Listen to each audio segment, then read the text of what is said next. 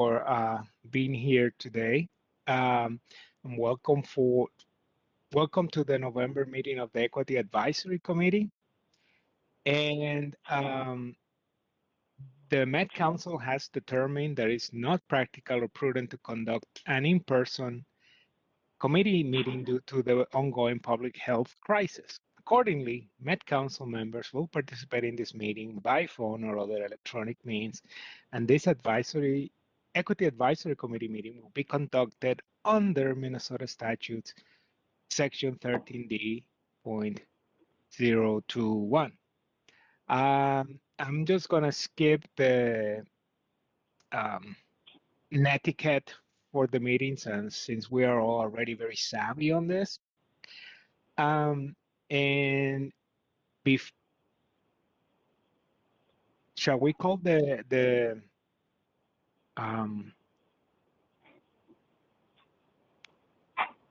roll call at this point, or just go into the informational matter?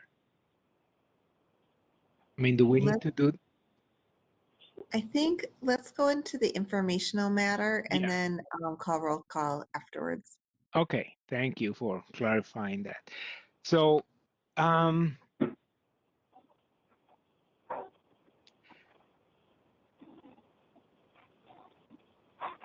due to our, I just want to thank you, the staff being here today, Allison Bell and Tony Fisher, for taking the time to come and discuss with us the electric vehicle study. And as we were just discussing, we'll jump right into it because these are busy folks, and then they need to present, and then we can have a discussion after they're done and answer any questions that any of the members might have on this topic. Okay, so thank you, Allison and Fisher and Tony, and please, take it from there. Thank you, Chair and committee members. Greg, are you sharing the PowerPoint, or should I?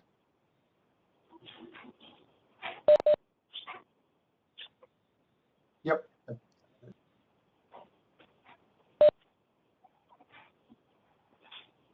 Again, thank you, Chair and committee members, for having us today. My name is Tony Fisher. I'm a highway planner in the MTS division of the council, and I'm here with Allison Bell, the president of Bellwether Consulting. The council has hired Great Plains Institute and Bellwether Consulting to help us with this electric vehicle planning study. And I'm just going to introduce the subject with one slide and let Allison take it away. She does need to leave at 6:30, but I'm happy to hang around a little bit longer, or more than a little bit if you like. So why are we talking about electric vehicles? Really, we're thinking about climate change mitigation and public health benefits. There are other potential benefits as the cost of electric vehicles come down, as that upfront cost comes down. These could be an affordability benefit to our residents in the region, in that the fueling and maintenance costs are substantially lower than a traditional gasoline or diesel vehicle. So that's why we were talking about electric vehicles, and why we have the stated intent of accelerating the adoption of electric vehicles in the region. So this project that Great Plains Institute and Bellwether Consulting are helping us with really ends up with two major parts. One part is a lot of work on technical background, landscape electrification. The technology is fast changing. The landscape is fast changing, as most recently witnessed with the president's signature on a bill that will bring $68 million to Minnesota for electric vehicle charging. And then with that background, we want to sort through potential strategies that the council can undertake to accelerate electric vehicle adoption. We want to contribute where needed, and we all want to best utilize the resources that we have and the unique role that we play in the region. So I just wanted to prime the group on some of the ways that the council does or might touch electrification. Metro Transit, of course, is undertaking a zero emissions bus transition plan that's due to the legislature in February. And that's going to lay out some of the hurdles and opportunities for electrification in the near term. Part of the Metropolitan Transportation Services Division is what we call contracted services, more commonly known as Metro Mobility, Transit Link, and some fixed route transit that we hire out to contractors. And that's another place where we actually drive more miles in those vehicles than Metro Transit does. So it's a large opportunity for climate mitigation, reducing our greenhouse gases. However, there are questions about technology. There are questions about just the way we're organized, the way we do things, and how we might have to change to really make electrification make sense. In the Community Development Division, of course, they're responsible for the comprehensive planning process, and there are opportunities to help our partners at cities and counties implement electrification plans in their communities. Within MTS, we're responsible for the long-range transportation plan for the region. And there is a space to really have a conversation with our partners and to write a story in there that really tells that story of how the Twin Cities can accelerate the adoption of electric vehicles. Within MTS, we also staff the regional solicitation for the Transportation Advisory Board.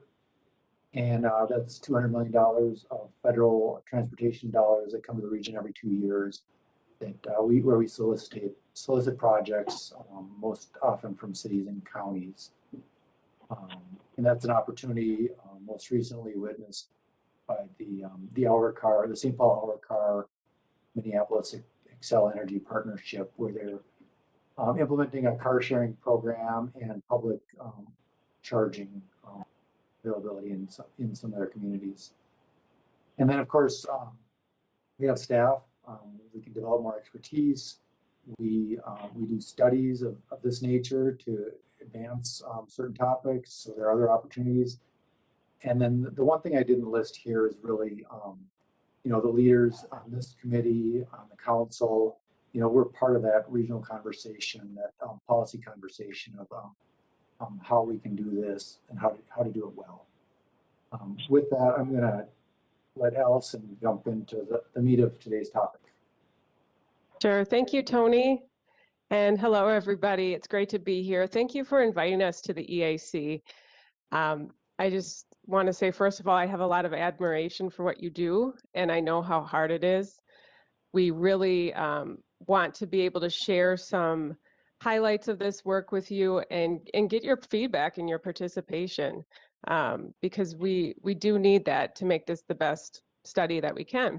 So part of the reason I know how hard it is because I worked at Met Council leading equity initiatives from about 2011 to 2018. So I worked both on the community development side and in the Metro Transit side, doing transportation equity work, and then went out on my own as a consultant in 2018. And now I get to work on cool things like this for my old employer. So what we're going to do today is really just share, just skimming the surface of the work that we've done, just hopefully piquing your interest and opening the conversation with you so that you know how to reach us and we can keep talking about this really important topic. So as Tony said, we're working on the study. We also just completed a study for MnDOT on a similar topic that's statewide, and that is coming out in the next week or so. And this is a deeper dive into the metro area. And I think when we talk about why study equity in electric vehicles, I think that this group probably does not need to be sold too hard on that one. But I do want to lay out some information just to level set. So we know that there are transportation burdens and barriers, especially BIPOC Minnesotans are disproportionately impacted by emissions from vehicles. We also know that from studies and surveys and all the data that EV users right now, and when I talk about users, I mean owners mainly of EV electric vehicles, they're predominantly white, middle upper income, male, and urban. So the stereotypes are true with the data right now. In terms of charging, that's a huge issue. We know that the current charging infrastructure is not adequate to serve BIPOC communities or other disadvantaged communities, low-income communities, and others. And we'll talk a little bit more about that. So there are some major burdens and barriers. There are also, as Tony said, there's some real benefits. So we know that there's reduced greenhouse gas and improved air quality that can happen as we make this transition. The affordability issue of reduced operating and maintenance costs, really, if folks can afford a car or if somehow are able to obtain an electric vehicle, that will pay off for years in terms of those reduced costs. And just from a very practical standpoint, Tony mentioned there's a lot of money coming right now through this infrastructure bill and through other legislation. As he said, there's 68 million coming to Minnesota for EV charging. So there's a very practical reason to care about this and to be asking who is going to benefit from all of this funding that is coming for electric vehicles. So I always want to be careful not to oversell electric vehicles as sort of the answer to our equity and sustainability issues. They're not going to single-handedly close our disparities, but I do think from this research that there are ways that we can do this in a more equitable way that can really share the benefits more fairly. So I'm going to pause there. Any questions on why we're doing this work? Or any of the facts here on the slide? Feel free to chime in, but I'll just keep going. So keep us going here. And thank you for letting us go first so I can get to my 6:30 meeting. So the next slide shows the intersecting groups and identities that we focused our study on. Could we move to the next slide, please? So these are the identities and groups that our study focused on. Many people are members of more than one of these circles, and these are folks that have historically faced barriers and burdens with transportation, and folks that we really wanted to focus our research on to make sure that electric vehicles and transportation electrification could benefit everyone. So how did we do this? Next slide, please. We started with a national literature review, and we worked with a PhD who does research in sustainability, who put together a really comprehensive study. I think it was 30-page long of what are the best practices and the promising practices related to equity and electric vehicles. The second step was to take that information and bring it down to the context of the Twin Cities. So we have all these great ideas. What's going to work here? What's already happening here? Tony mentioned a few of those examples. We already have some great work happening in our region. So those interviews help to test that information and apply it to our region. And then the third step is to summarize all this up and present some strategies to the Met Council. So I'll start by talking about the literature review briefly. And all this can be, please follow up for folks who want to dig deeper. We have all the documentation that we can share with you. Tonight, I'm just going to share a few things, which are the categories that we studied in our literature review. So these are the 5 categories, and these categories kind of followed us throughout the whole study. So as Tony mentioned, and you all know, Met Council is very big on planning and research. And so we looked at what are other MPOs, other regional planning agencies, cities, states, what are they doing to make sure that EVs are contributing to equitable outcomes and equitable communities. We also looked at that charging question. We know for folks who aren't homeowners in particular, charging is a real issue. Folks who live in multi-unit dwellings and folks who rent don't have that luxury of being able to plug into their garage. And so there's a lot of literature out there about how to make charging available for everyone. The third category is sort of broader. It's beyond just people using EVs, but it's sort of what are the benefits and the burdens in general on the public. And this is everything from looking at workforce development programs to help folks build careers in electric vehicles, to some of those broader issues about air quality and sort of how can EVs help us with some of our environmental challenges. The fourth category is kind of what people often think of when they're thinking about EVs. It's getting access and using the vehicles. So this is a lot of information about how to make those vehicles affordable to different folks, how to not just help people access single-family vehicles, but also some of those transit vehicles like Tony was talking about. And then finally, the fifth category is about leadership and community engagement. And as you all know, if electric vehicles are going to be something that benefits all and that is inclusive, we will need to be having a strategy that is inclusive, that is engaging people in different communities and sort of having those communities co-create this together with the Met Council. So that's what that fifth category is about. So we have findings and strategies in all these categories. Not any time to go through all those, but I'm happy to share more later. Let's move on to the next slide. So this is, we're going to just talk a little bit about the interviews that we did over the last couple months. And, you know, we talked to over a dozen people to put these findings from the literature review into the local context. And so again, looking at these 5 categories, what we did was say, okay, who in our region could we get some more insight in this area?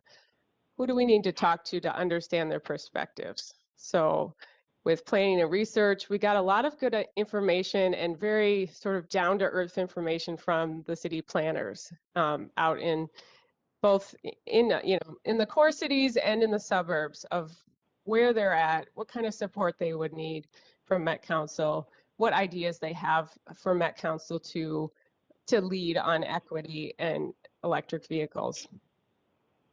For the charging infrastructure category, we really focused on affordable housing.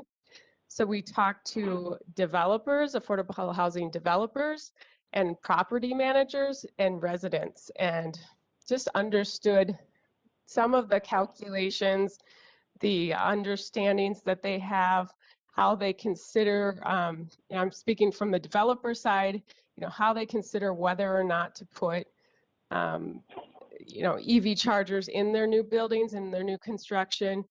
And then from the resident side, sort of what are the interests and desires and needs in terms of this issue. So those interviews in particular were extremely helpful, and I think there's a lot of opportunity in that area. The third part, we talked to workforce development nonprofits, we talked to tribal representatives, some of them, in fact, who are already tied into some programs from the state and benefiting from those. In terms of access and use, we sat down with Our Car and Metro Mobility to learn about the cool things they're doing and how Met Council could really support those things and expand those pilot programs. And then community engagement, we talked to some neighborhood organizations and community organizers to understand how this might fit in with their current work and what they hear from their community on these issues. So those were the interviews. There were a lot of findings in a lot of different areas. And then if you can go to the next slide is where we sort of bring it all together and in our summary memo, and the final slide that we'll share just gives a highlight in each of these areas. So these findings come from both the literature review and the interviews. In the planning and research area, one of the things is that there's really an opportunity for the Met Council to use this next regional planning process to build equity into those city comp plans. So there are, this could be optional, it could be suggestive, it could be providing data, it could be providing resources. The cities really want to hear how to do this, and they want some information from the Met Council, and so that's one of the findings that we found in that area. Charging, there was an interest in installing chargers or providing grants to install chargers in areas that would benefit disadvantaged communities, public places, private places such as affordable housing. There could be schools was one in particular that there was a lot of interest in, other public facilities. From the third category, this is pretty wonky, but it's sort of looking at that regional solicitation and how do we measure the benefit of car sharing and greenhouse gas reduction. And so trying to get more specific in that about rewarding projects who have those points. And then metro mobility, there's a real interest in how to electrify that, but there are a lot of questions on how to best do that, how much will it cost? And so there's more work that needs to be done to really figure out how to make that work. And so that was one of the recommendations. And then finally, we talk about partnering with organizations and doing community engagement. A real clear finding from those interviews was we need to fund BIPOC-led organizations to do engagement and participatory research on this topic. And I understand the Met Council right now has an RFP out to contract with community engagement organizations. So I think that's a great first step for that one. So with that, the last slide is simply our information. Please do reach out to us. We still have a couple of minutes if anybody wants to ask a question of me before I have to run, and then Tony's going to hang on too. If I might, just a quick question, and that's regarding the last item, the community engagement that you just mentioned. Do we have any sense of what the BIPOC communities feel are the barriers for them to obtain electric vehicles at this early stage of the process? I can think of many economic and other issues that will deter folks from obtaining an electric car, from whether the cost or whether they have parking available if they live in an inner city location that has few, if any, parking opportunities. I mean, that kind of detailed information, is that part of what you will be looking for? Yes, and I think you named a lot of the findings right there. It's just the cost doesn't pencil out right now. I think most people find these vehicles very expensive, and then even if you can afford a vehicle, the charging could be an issue as well. So that is part of what the state is looking at. On a national level, there's talk of rebates, and there's a lot of funding that will be coming to this. It's really important. There's so many reasons to do the community engagement, but one example of why it's important is what we would not want to see is just sort of plopping down these chargers, everywhere in communities of color without doing some community engagement first and like understanding what are the impacts of that. We need to be thinking about gentrification and displacement. We need to be thinking about what the community wants. What's the proper place to site these? And do people have the resources and connections to even use them? So I think it's just engagement really needs to be throughout every part of these findings and strategies. How did you, this is Ed. Thank you. This is Edward. How did you come to that general conclusion using an aggregated acronym like Bipop to generalize about every one of the race and ethnic groups that would make up that acronym? So is that the same for Black people as it is for Indigenous people, the same for Asian people and Latino people inside that aggregate, or it really didn't matter as long as you talk to one person in that Bipop acronym, it would be reflective of every race and ethnic group in there? But I think that's I certainly don't believe that. I think within each of those categories, there's a lot of diversity. I mean, there's more diversity among different communities that are labeled Asian than sort of between other races. So absolutely, I think BIPOC is a shorthand that folks use, but it doesn't in any way reflect the diversity, or hopefully not erase the diversity that it includes. That's not the question I'm asking. I'm just saying, does your general, you presented this information in a very generalized way about BIPOP, that acronym, but it's hard for me to discern quantitative information that would be that general and apply to each of the race and ethnic groups inside of that. So I'm just trying to determine if you talk to Asian people and you just assume that would be the case for Black people and for Indigenous, or do you have disaggregated data for each of those groups in order for someone like us who are working on equity issues, we have to be concerned about all race and ethnic groups across the board. But BIPOP is an aggregate of all of those different groups, and you're presenting your information as if it's generally applied to all of them. Thank you, Allison. I know you got to run. I'll try and do the best I can to answer that. Chair and committee members, I think that is part of the point to this finding, is that we do need to do that outreach and engagement. It needs to be part of that appointment. I can hear you. Chair and committee members, I think that's part of the point of this finding, that we do need to, when we talk about charging infrastructure in communities, we need to be out there in those communities talking to the people that live there.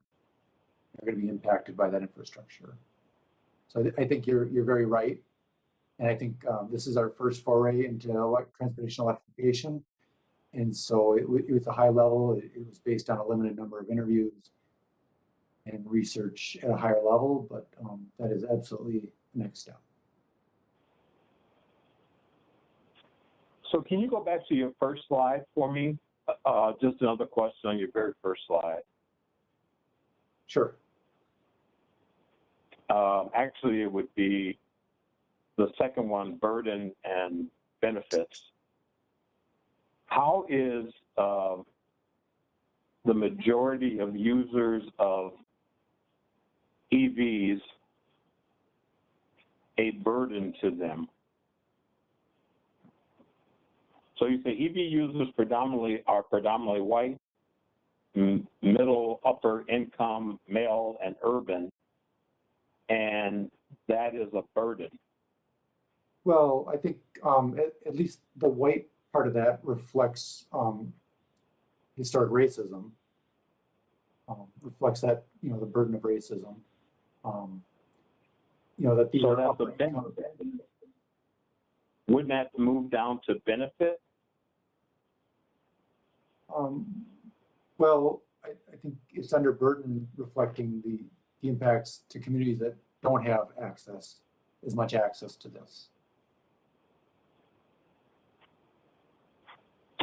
Yeah, I guess I don't understand how it can be labeled a burden.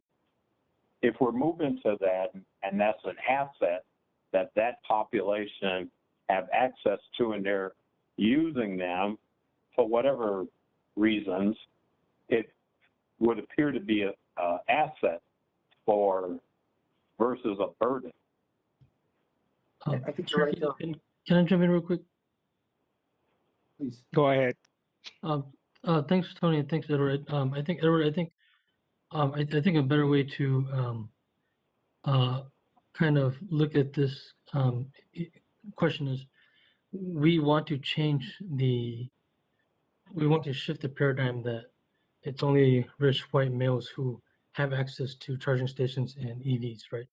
And so how can we flip that so that people like us, Black and brown people of color, can access and own or rent EVs? And so I think the barrier is the point that what we're trying to change is the number of people. It's a pyramid right now, right? So so we want to change the number of Black and brown people who can access both EVs and charging stations. No, I get that, but and I understand that maybe it's placed there for some kind of comparative analysis. It just seemed to me that it would have a better benefit, or the point would be made better if you showed them in the benefit category. They are benefiting from whatever is allowing them to have access to that, while the protected groups that are in the aggregate acronym of Bipop are not getting access to those vehicles. Otherwise, you could be looking at this and saying, oh my God, those poor white upper middle class males from urban areas are burdened by having an EV. You're right. I think we could have written this as the burden is to non-whites, lower income, non-male, those other populations that aren't participating at the same levels. Yeah, I mean, to someone not looking at this close like us, you could easily walk away from that with burden as big as it is, showing that those people are burdened by the fact that they have the privilege and access, the resources, the money, the opportunity to be able to have those vehicles, and would probably benefit from helping to reduce greenhouse gases and reduce operating costs and maintenance costs, and probably even greater access to the billions of dollars that will come into the community to try to change the dynamic. So anyway, I just wanted to point that out, Thank you. Yeah, that could have been clearer. Okay, any other comments or questions? See, Juliana has her hand up. Thank you. Go ahead, Juliana. Thank you. I have a quick thank you so much for the presentation and the information. This is very, very helpful to understand what's happening in our region. I have a question regarding community partnerships. I know it was mentioned during the presentation that you will reach out to different community agencies who serve BIPOC Minnesotans who are disproportionately impacted by emissions. And I was wondering if you have a little more information about those agencies and how you plan on engaging with those agencies, and perhaps how we in this space can help facilitate that process. Thank you. So let me.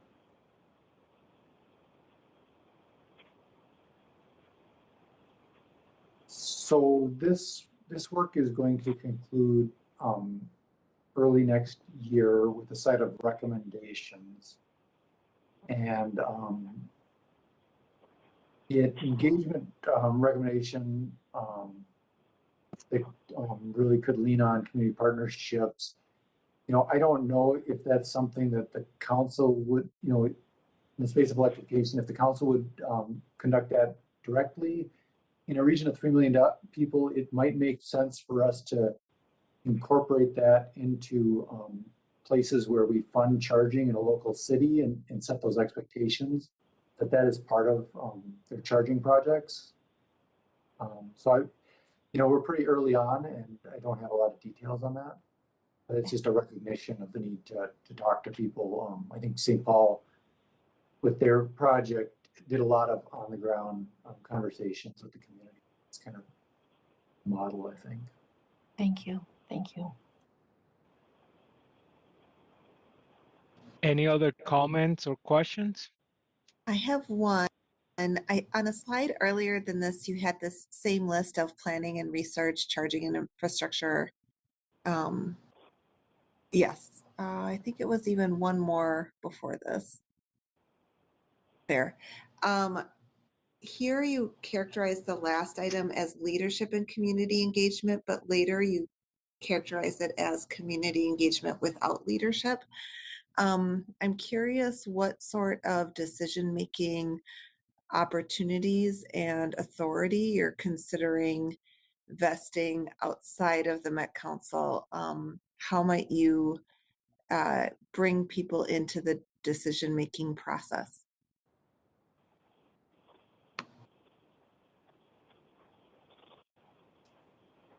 Well, I think when we're looking at it at a regional level, we understand the problem in a pretty high level way, and so whether it's us or cities, that on the ground conversation, I think, leads to better projects. And, authorities is a pretty specific word. I guess I'm not sure how much authority would be granted. Exactly what kind of engagement that would be. But I think the desire is to learn and make, the implementation a better project for the communities.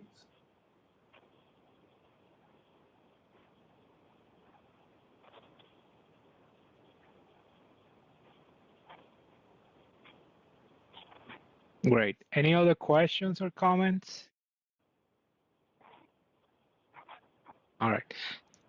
Well, if there's anything else, thank you very much, Tony, and the consultant that was here before, and great information. And hopefully you can keep us updated on developments as this moves forward, and also let us know if there's other things that the EAC can do to help you in this process. But thank you. Thank you, Chair and committee members.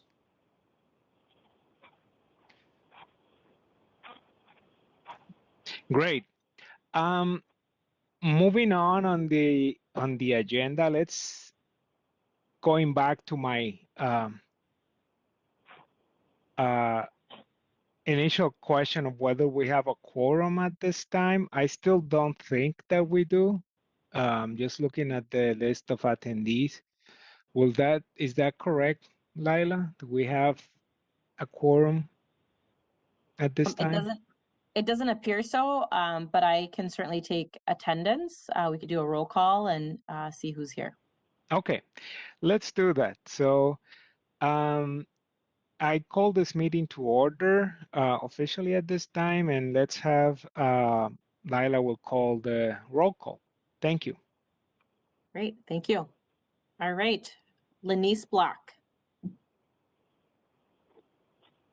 Nicole Ellis McGregor. Leah Goldstein Moses.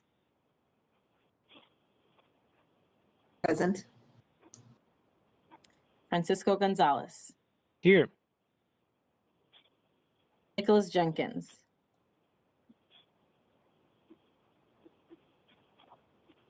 Chai Lee. Here. Michael Lucini. Edward McDonald. Here.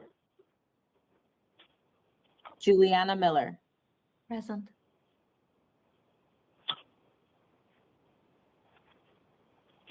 T. Wei.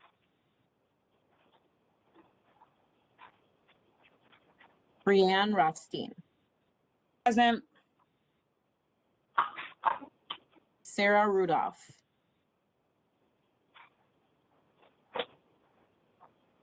Mohammed Sheikh.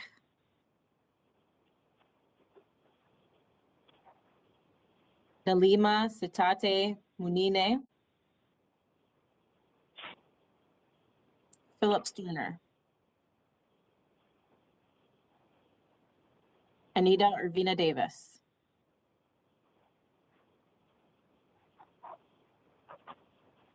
All right, that's it for the roll call. We do not have a quorum.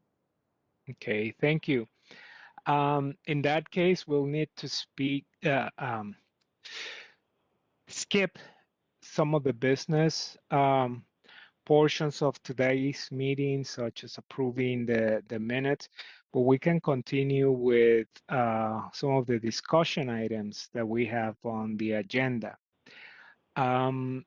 So at this point, just following up the agenda that we have for today, I would like to have a discussion on EAC business. There are a few topics that the co-chairs have discussed to move the work of the EAC forward.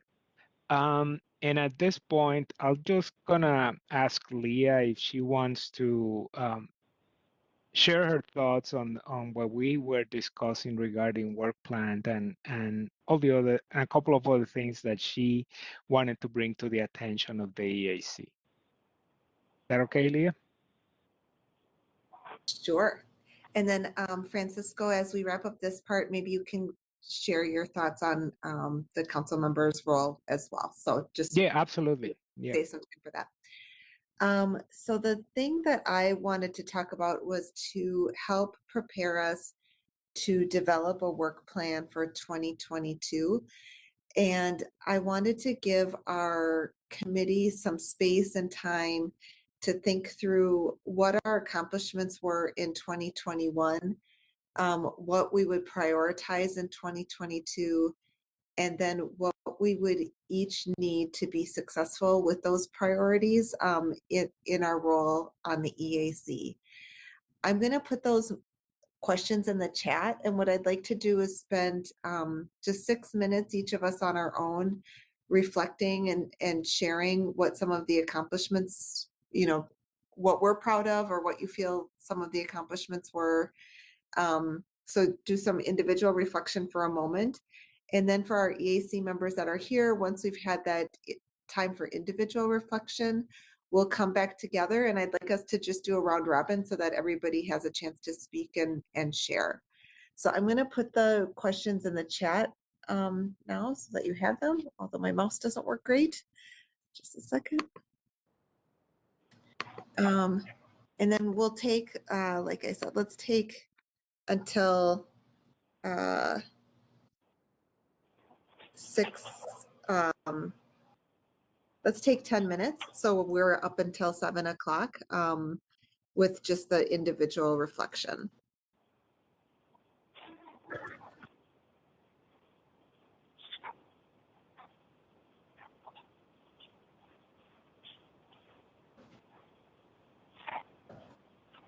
I'm going to read them because I'm not sure if members of the public can see the chat.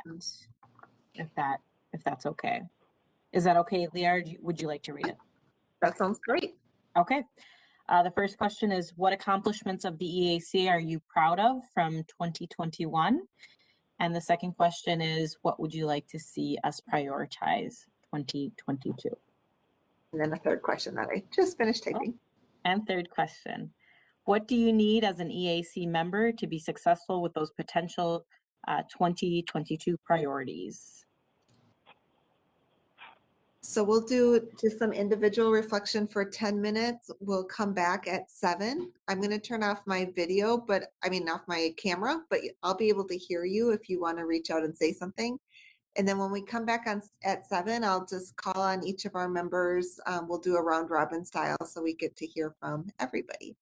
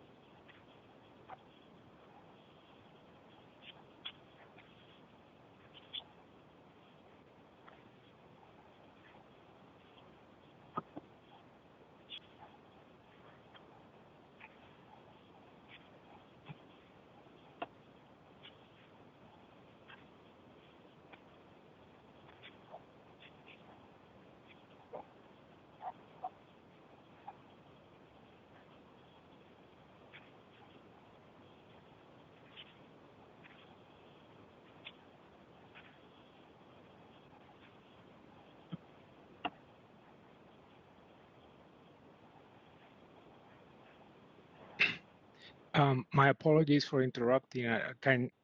Is anybody speaking? We are just doing 10 minutes of personal reflection. Oh, I'm Francisco. sorry. Yes. I had to step out for a while. Yep. So at 7 o'clock in 6 more minutes, I'll call all of us back and call on people. Thank you.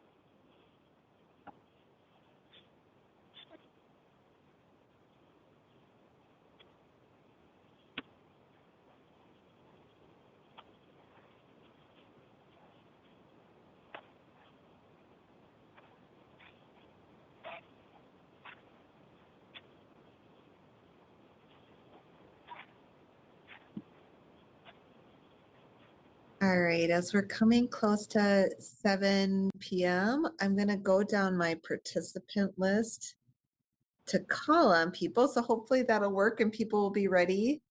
And Brianne, you're first on my list. Do you mind sharing what you identified as some of our accomplishments that you're proud of for 2021? Okay. Hi. It's a really close up because I'm on my phone, but I'll start with the accomplishments. It's only been since March, so I missed the first few meetings of the year, but the accomplishments I'd like to highlight are wait, are we answering all the questions at once? Yeah, okay. let's go ahead and answer them all at once. Okay. When we were asked by the staff to weigh in on the equity funding boost that the Met Council did at the beginning of mid-year, we only got a couple days notice to do that, but that's like weighing in on that, particularly because it was a special budget allocation for equity, for equity. So being able to weigh in on that, and then finding out, what they did so that we can track it, because next year will be when they actually spend the money. So that was an accomplishment. And then the LHIA memo that the Housing Subcommittee was able to put together, basically a policy recommendation or a policy position. So I'm really energized by that because I feel like that's the way that EAC could engage in the future, as long as we have enough notice to know when there's a policy being considered or a funding allocation being considered. What do we need to be successful? That would be access to staff and council members. So it's very difficult to get access to staff and council members. We are volunteers, and so just being able to schedule meetings and connect with staff and council members, or being told that we're not supposed to do that, one or the other. Just having clearer expectations on both parties around what access we have to staff and council members. And because when I first started, there were like 5 council members at each meeting. I don't know why, but there was a lot of interest from the council members on the equity committee. And so what is the feedback loop for talking directly with council members versus working through staff? And what is the expectation we can have for getting meetings scheduled? So that would be just setting those ahead of time so that we can all have the same ground rules. And then remote meetings. If I'm to continue on this committee, I need the meetings to be remote. So that's kind of a deal breaker for me. And then what should we prioritize in 2021? I'm on the housing subcommittee, so housing is very important to me, but I have been realizing more and more, probably with Edward's influence, definitely influenced by Edward, that having data on hiring, retention, and procurement by race is critically important to any equity work that the Met Council does. And knowing that the Met Council's house is clean before we try to be external about our equity, I have just felt over the last 9 months is of utmost importance. So I would like quarterly reports on the number of hires and leaving staff and procurement of people by race. So I don't think that's too much to ask. I know the Met Council is super progressive when it comes to being committed to that. So a quarterly report on the status, I don't think is too much to ask. It's a lot of work, but that is kind of the work of equity. So I've taken way too much time, so I'm just going to leave it there. But thanks for asking. I really appreciate it, Leah. Thank you. All right, Councilmember Lee, you're next on my list. What did you answer in response to those questions? Actually, I wrote that I was really proud of our engagement with the task force that was looking at reviewing our public safety practices and procedures, and that's an ongoing conversation. And my hope for 2022 is that I hope that we can continue to advise the council on important policies and developments that will help uplift us as we all kind of claw out of both the recession and the pandemic. As for the third question, I didn't have anything in particular in mind, but I think that could be a ongoing conversation we can have with ourselves as we go into the new year too.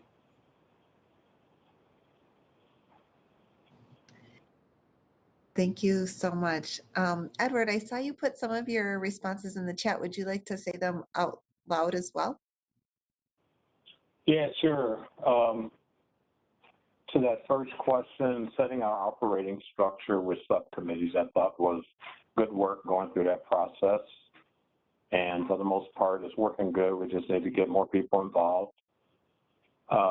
So in the future or next year, more people involved in the subcommittees. Getting more data related to equity administration, administrative application of equity principles. That's looking good.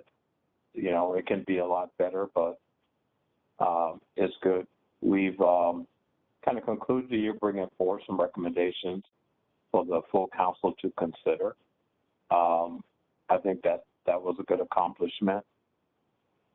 22, keep moving forward with 2021 work plans because we didn't really accomplish the goals in there. So I don't know if we need to change them drastically.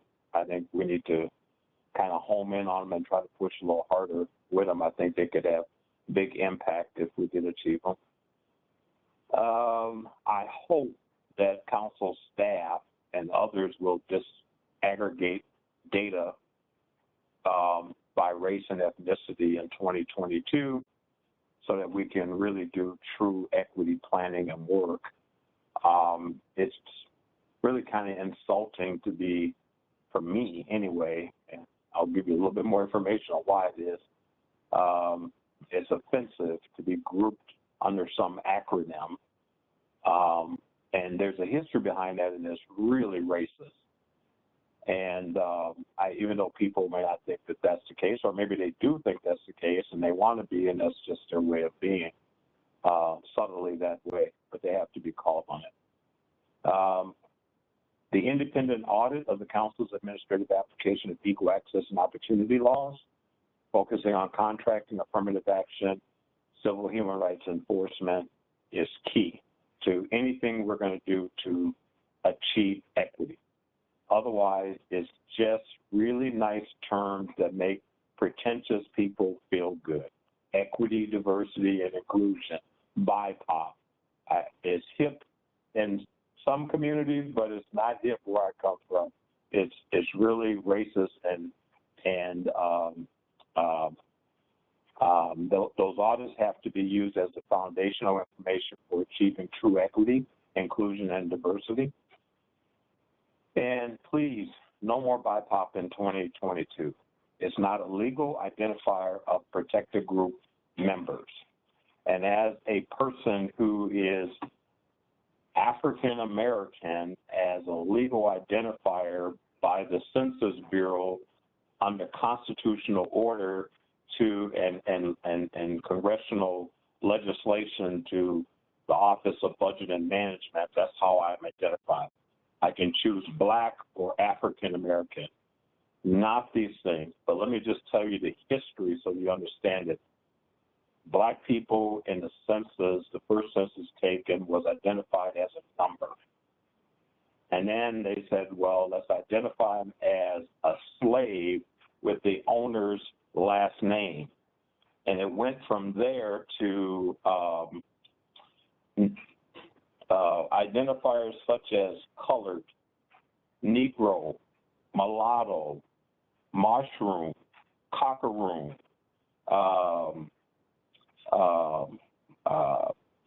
Black, African American, and now people want to throw in things like minorities, and people of color and BIPOP. And I'm just telling you this because that history exists with a lot of us. And what is said to me is that you want to identify me as anything other than a human being, whereas the initial constitution of this country only created us as 3/5 human. So it's like you're continuing that by throwing those insulting identifiers into the mix. That's how I take it, and many other people take it. Only some of us will bring it to you to try to educate you about it. So I just beg you, don't do it around me. Do it around other folks that want to accept it. And each time you do it, I'm going to call you on it. Thank you. No BIPOP in 2022. It's not a legal identifier. I'll accept the legal identifiers that are constitutionally established, but I will not accept some crap made up by a bunch of people who want to spread their racist hate.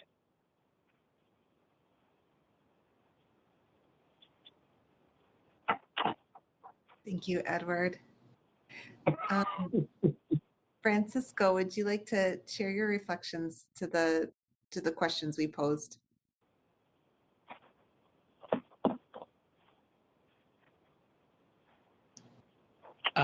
Well, okay.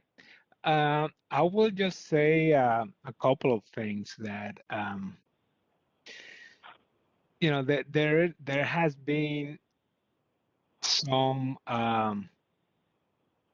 progress, in my opinion, in the years that I've been part of the council and the EAC. I think that from last year to today, some of the improvements, I would say, it's the let me just backtrack. I will say that now there is more of a willingness by the senior administrators at the council to listen to issues related to equity. And of course, a lot of that is derived from the events that had happened here in Minnesota and nationwide on issues of related to race and police brutality, etc. So while the EAC cannot drive those trends, I do think that we're in a position to take advantage of the changing landscape and be more effective. I do think that Chair Zeli, for example, it's very aware of the need to really center equity in the work of the council in ways that were not seen as a priority when I started in 2019. So I think that willingness is there. And the segue to that is that proposals that we make, meaning the EAC, I think will have a more receptive response from the chair and the regional administrator. So the EAC has submitted some proposals and suggestions in the recent past, and those have been attended and listened to. Implementation is a separate issue, and we can talk about that.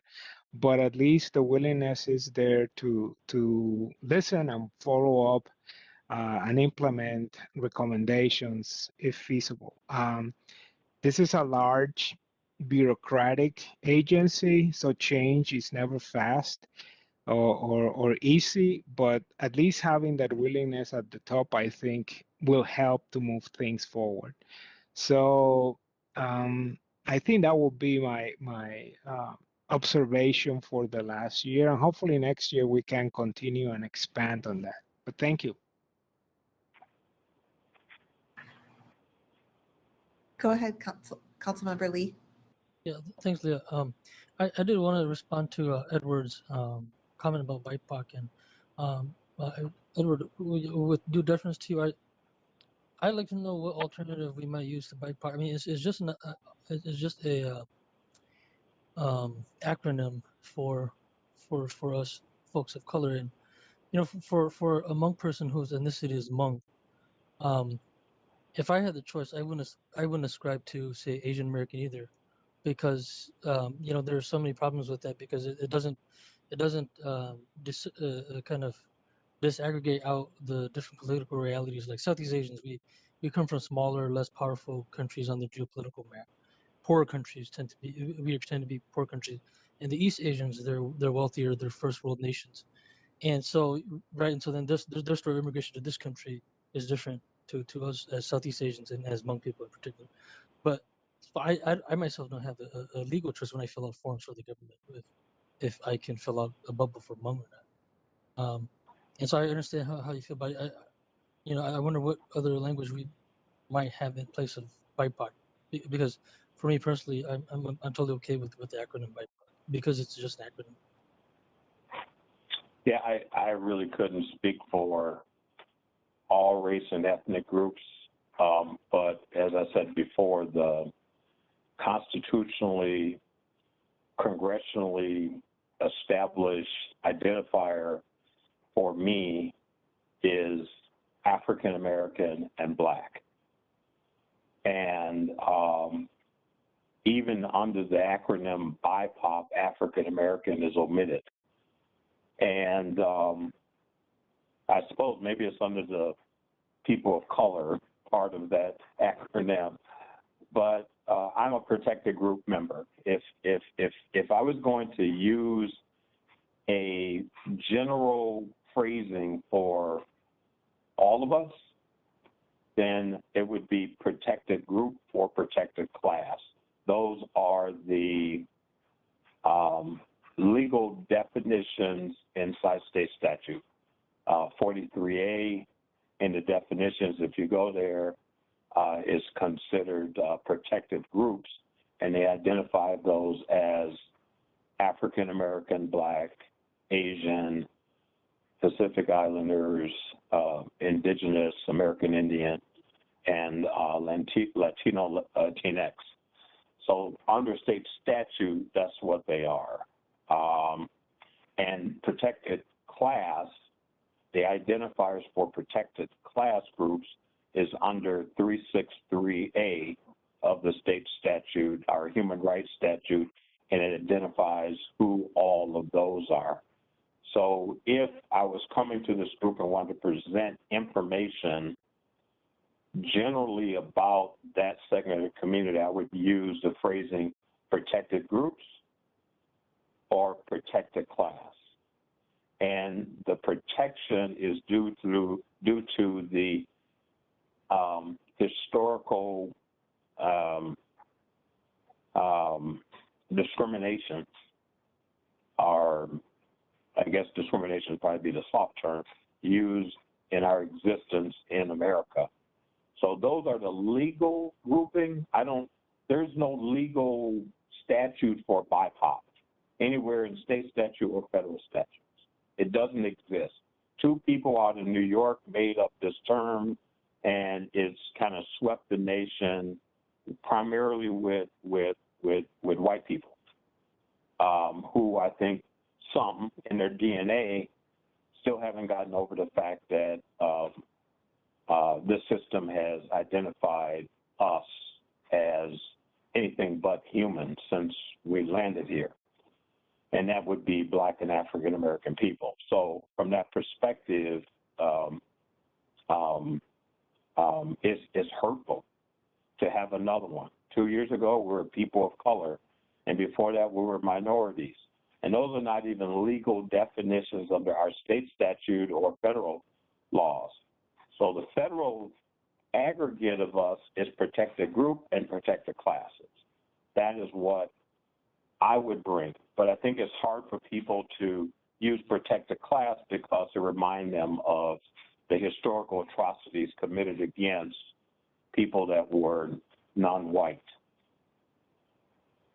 And so I would think that we want staff to come here, and if they're going to present reports to use, if they're talking about disabled women, Indigenous, Latinx, African Americans, and Asians, they would be using the phrasing protected groups.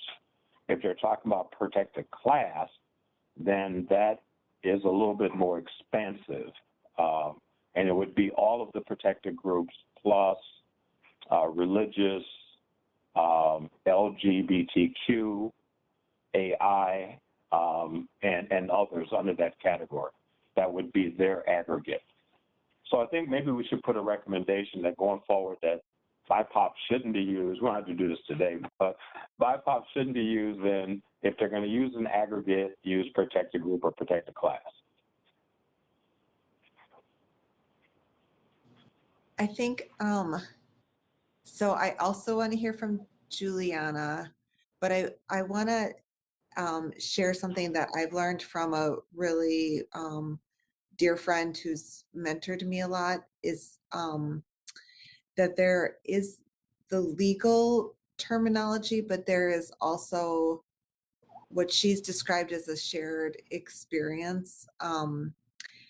And she shared with me some language that was used in Canada that she found really helpful, which was essentially acknowledging that there was a shared experience among groups, often the groups that are aggregated in this term BIPOC, that of experiencing racial discrimination and oppression.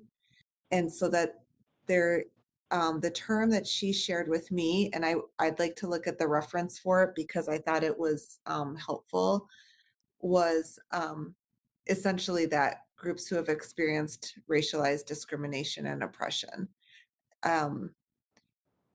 It puts the burden more on our systemic processes than I hear this critique of BIPOC that it's kind of it's a made up term and is not precise and doesn't really reflect the law. And I would say also maybe doesn't reflect the experiences, which I heard Councilmember Lee, I was interpreting some of what you were saying as being about that shared experience.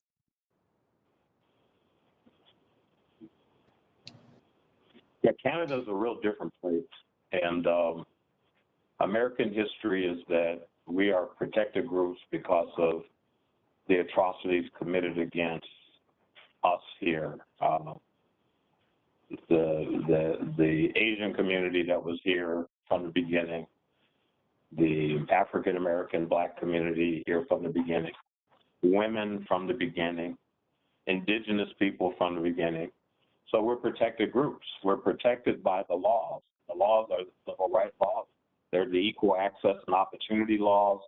They're, so the further people who don't want the administrative application of those laws to be front and center, they then move you away from that with terms or acronyms like BIPOP and people of color or minorities, and they don't want to remind anyone of the protections granted in the law to us that fosters equal access and opportunity because of historical atrocities committed against us by many of their ancestors.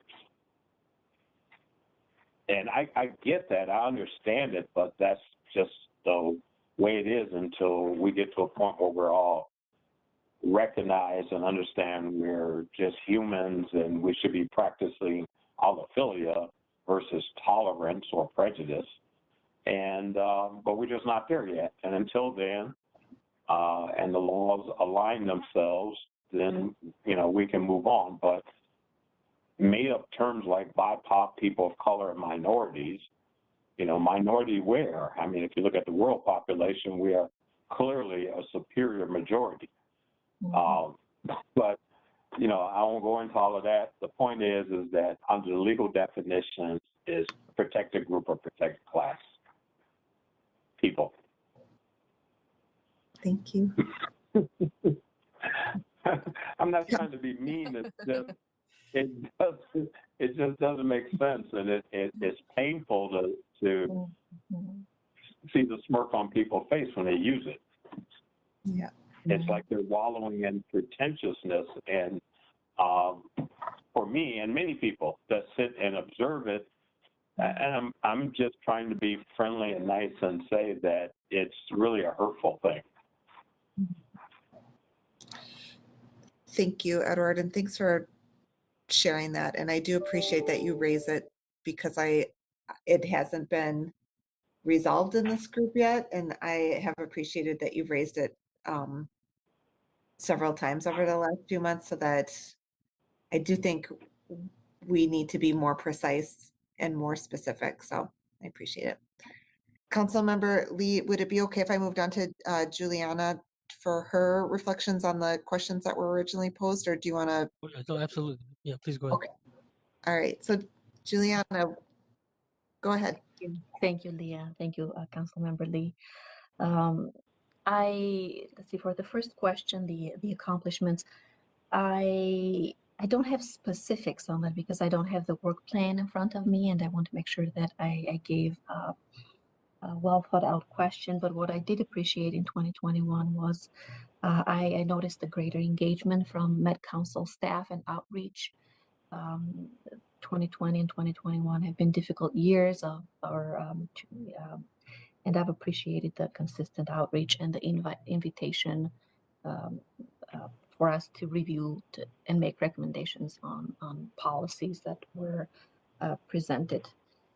So I have appreciated that. For 2022 priorities, again, I'd like to see the work plan of 2021 and see what we haven't been able to accomplish and carry those items forward. Something that emerged from this conversation, I think it would be really beneficial if, as a group, we could establish commonly accepted terminology and definitions, especially around terminology like BIPOC. If we're an equity group, we need to establish that, again, terminology and definitions. And along with that, establish, or a separate item established that I wrote down here, establish disparity reduction standards and metrics to be implemented at the Met Council in their operations and also in the region. So something that the Met Council can propose to the regions and the cities that we work with. We talk about disparities reductions in our work outside of this space, in my work outside of this space as well. And I noticed that different cities and different jurisdictions approach disparities reduction work very differently. So I'd like for us to pay some attention to that in 2022. I'd like to see more disaggregated data. This was echoed by many others as well that I heard. Disaggregated data by race and by ethnicity on Met Council's workforce and procurement of services. Let's see, needs that I have as a member. I really have appreciated these remote meetings. They have allowed me the flexibility to balance my work and my personal life and my community commitments. So I would really, really appreciate if we were afforded the opportunity to continue via online in an online format. I would appreciate some notice on if we're asked to make recommendations. I would prefer that we are given an abundant notice, especially if it's over holidays or over the weekend, and some context and data, enough data for us to make an informed recommendation on whatever it is that we're asked to provide our opinions on. I would also like to see the impact on policy recommendations that we make as a group, that feedback loop. Once we make a recommendation or propose something, what happens to that? So the impact would be really engaging, would help me to continue to stay engaged with the work. And I think it's important from my observations, and I may be incorrect here.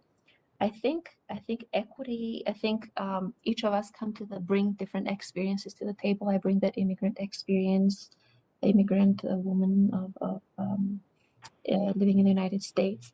So I would personally, I would really appreciate some equity training and education. It doesn't have to be a formalized certification.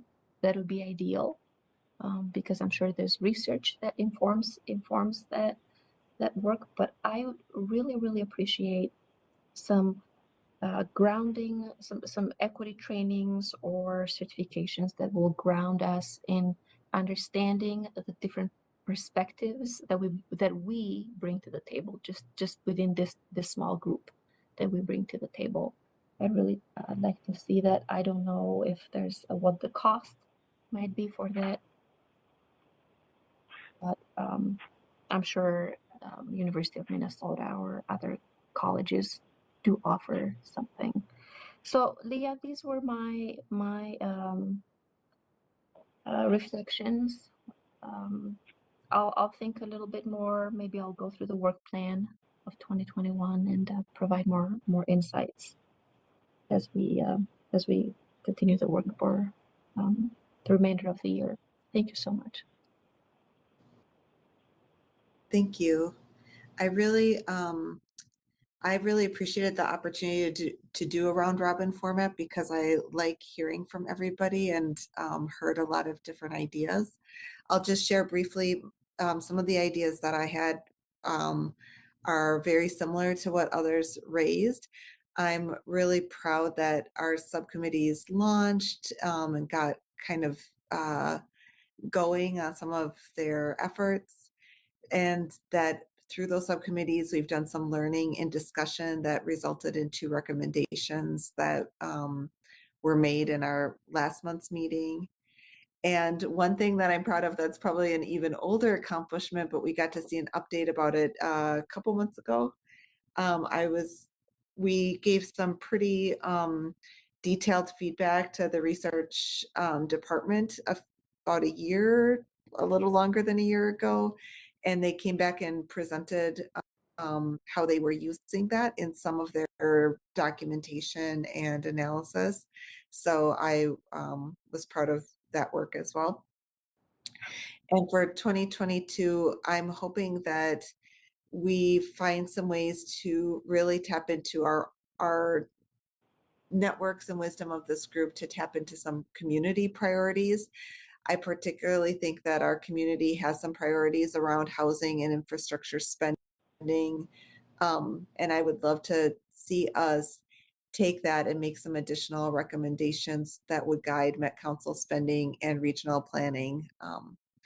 And for me, one of my needs is to have greater linkages to our policy folks, the people that take our recommendations and then either turn them into policies or turn them into some action plans. And I think that is my segue to turn it over to Francisco, although I see a little exclamation mark on his window, so I don't know how his connection is right now, but I was going to turn it over to Francisco at this point to talk a little bit. I'm here. Okay, great. Good. I'm going to turn it over to you now. Okay, thank you. Thank you for this discussion. There was, and by the way, we definitely will follow up with some of the issues raised here, and definitely will take what was said and the observations made into account. I had another couple of more FYIs regarding business related to the structure and workings of the EAC. And couple of issues are that we are engaging in discussions with the regional administrator and with the chair on ways to improve communication and the effectiveness of the advice from the EAC on the workings of the council.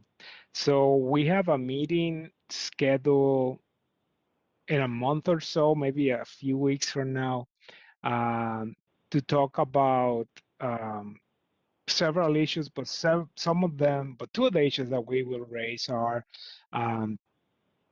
regarding the council members' role in the EAC. As you may know, we have a vacancy right now in one of the positions according to our bylaws. So we're asking the chair and the regional administrator to help us have folks apply and be appointed for that. And related to having a full council member group back into the EAC is how can we use the council members more effectively in conveying advice from the EAC to the council or vice versa.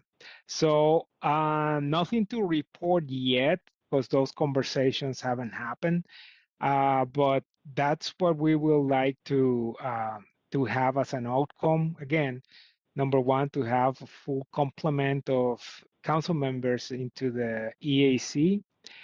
And number two, have a defined way in which those council members can again bring EAC perspectives to the council and vice versa. And what would be the mechanism for doing that? So hopefully we can have that done by the end of the year and have some resolution on both of those areas again and be ready for the work next year. Anything else, Leah, that we would like to update the folks? I think the one other thing is, in addition to the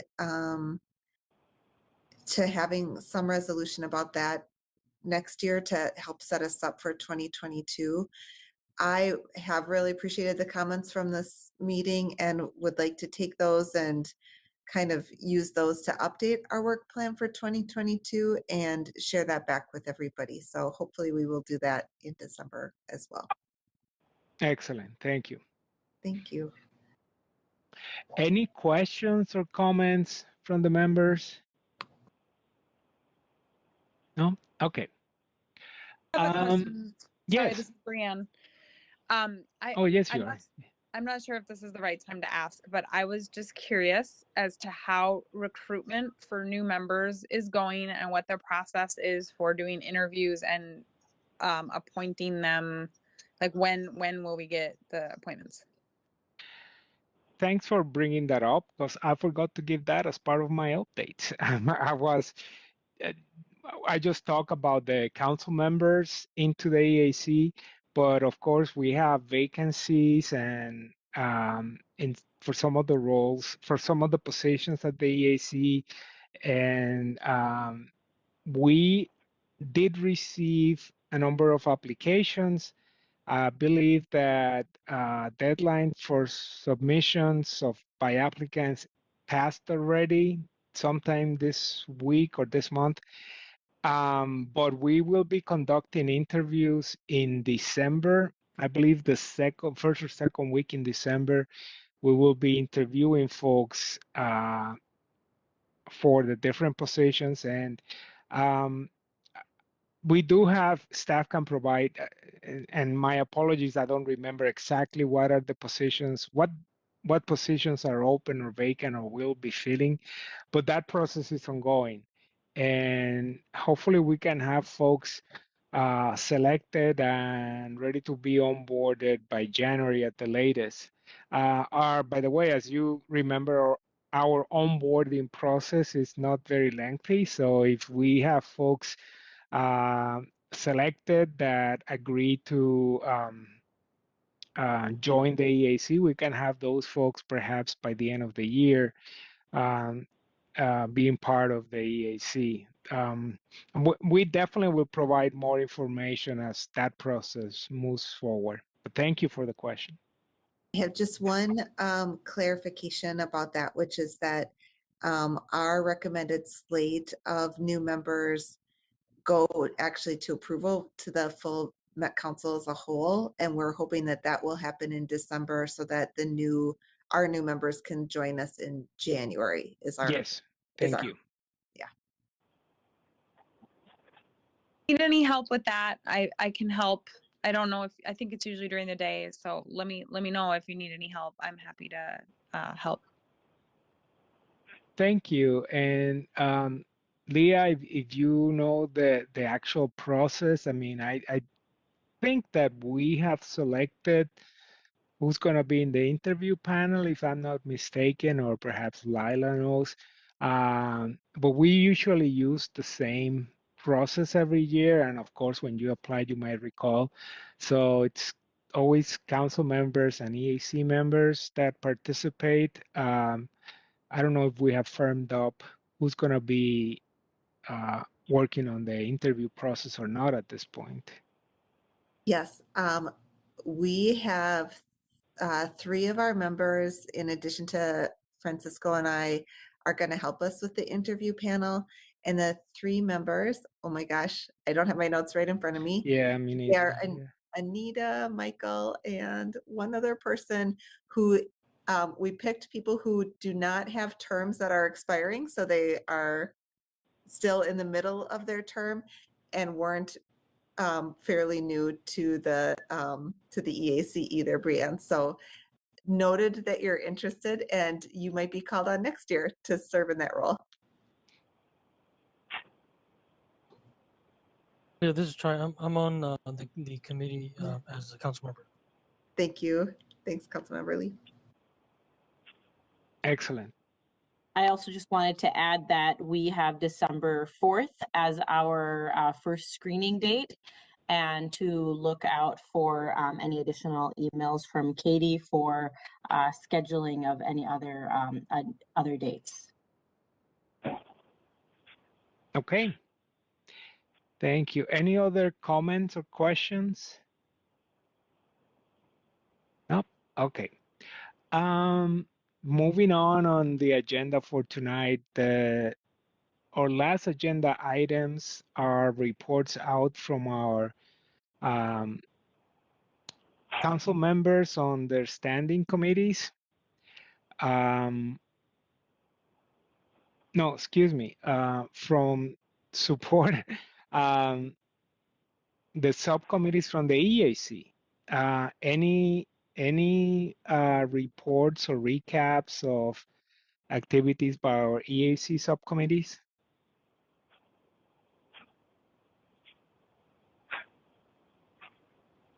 We do not have any of our transportation subcommittee members here, but we do have both housing and operations subcommittee members here.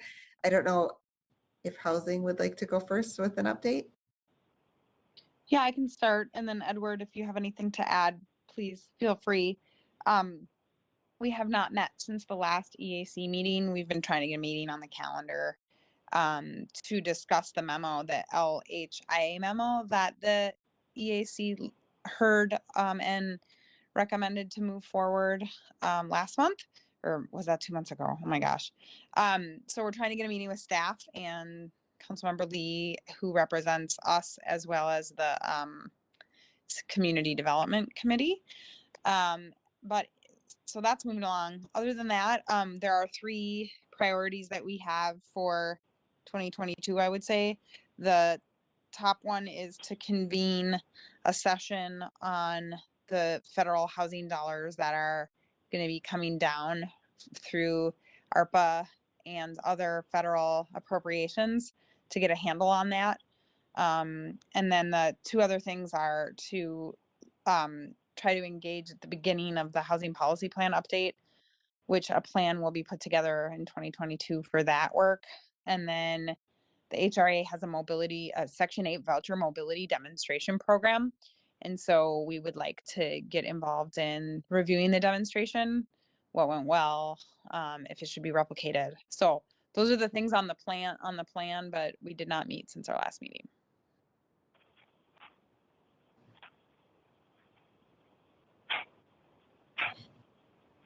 And then I'll give an update from the operations subcommittee, and then likewise, Edward, if you want to add anything to it.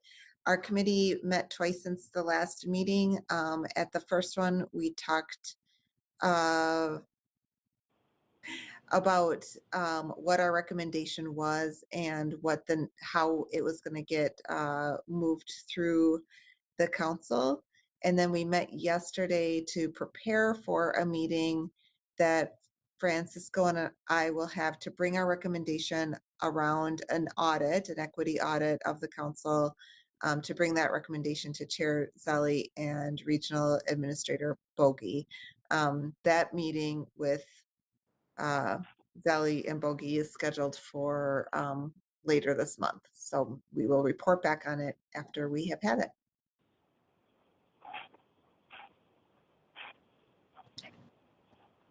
No, you guys did an excellent job recapturing everything. We should be careful about equity audit. It's really an administrative audit of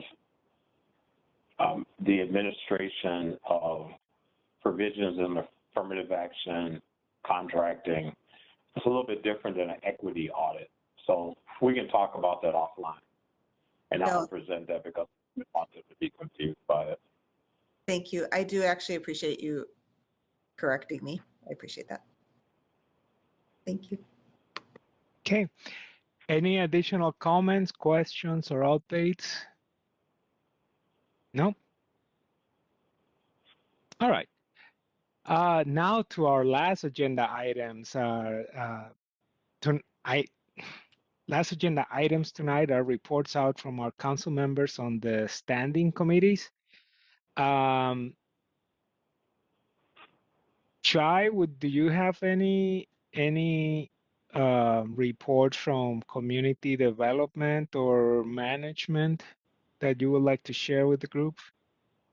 Yes, I do. Thanks, Francisco.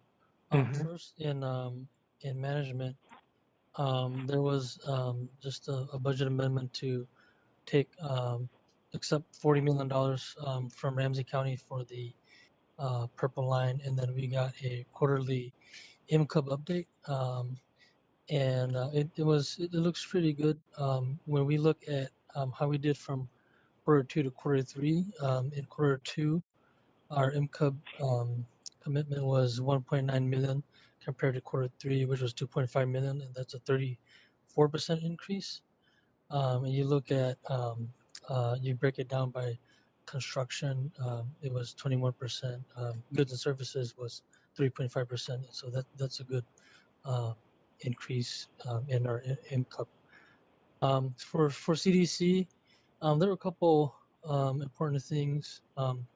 We got kind of a update on the Housing Choice Voucher Mobility Demonstration Program that we are part of a kind of a new pilot with HUD, one of 9 communities in the country.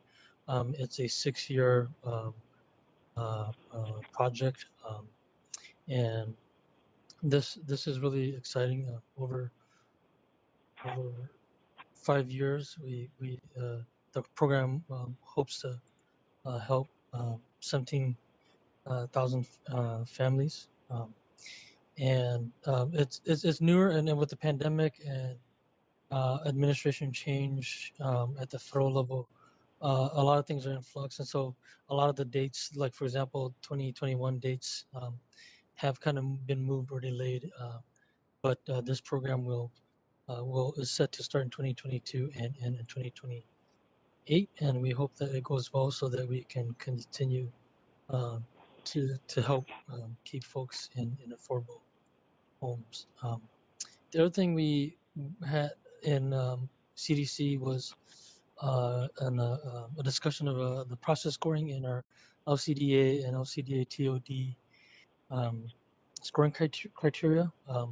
With the new census data, we obviously find that more places are much more diverse, and so we had discussed changes in the scoring criteria to make it so that the criterion was more explicitly calling out racial inequities and addressing local level policies to ensure that they implement equitable development practices. And so that's an ongoing discussion. We'll be hearing more about the outcomes and from the staff structured for this in January. So those are the updates that I have. Excellent, thank you. Councilmember Lee, can I ask or just make a comment? Like, I think this committee would be very interested in reviewing any amended LCDA guidelines. I know they were involved in the last rounds of amendments, but particularly because equitable development is a priority, that to me falls squarely in this committee's purview as well. Thanks. Okay, thank you. Excellent. Any other questions or comments?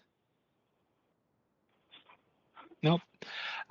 Just briefly, and I just remember this from a couple of meetings ago from the Transportation Standing Committee. I believe that that's where I saw a presentation on the expected routes for the Blue Line that are going to be implemented in North Minneapolis, and that the staff and some of the other stakeholders were still talking about what routes to follow. Some of the proposed routes, let me just backtrack. What I appreciate is the fact that we're looking at the routes. They were taking very seriously into account how to better serve the predominantly African American community of that section of the cities. So that really went into the ways in which they were trying to design not only the route but also the setup, the bus stops, etc. So that's something that I appreciate and that we definitely will ask staff to bring to the EAC as that process moves forward.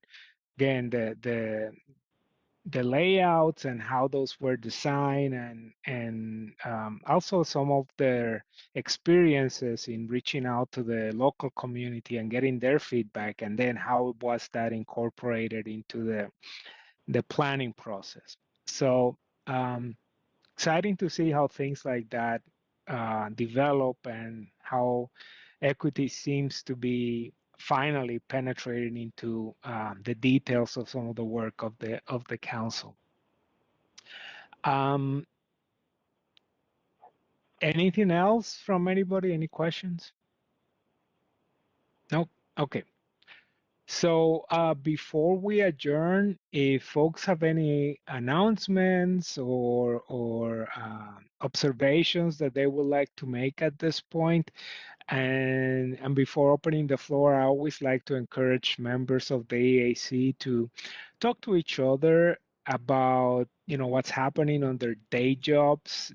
I think this is a great opportunity that we have here to network and see if folks can work with each other outside of the EAC context. So any updates, observations, or announcements from anyone?